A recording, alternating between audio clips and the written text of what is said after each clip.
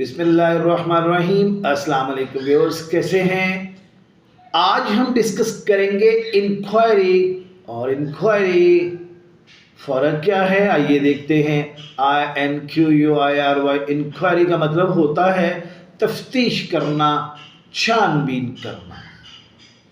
The inspector is looking into the case. Inspector साहब जो हैं वो मामले की जानकारी कर रहे हैं।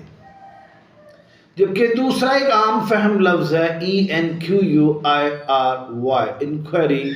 आम फहम सवाल पूछना। I inquire about the time table, I am inquiring about train timings.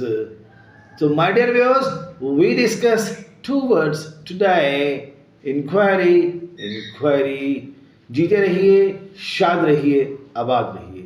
Nadeem English skills को फॉलो, क्लिक, शेयर करना मत भूलिएगा। Thank you.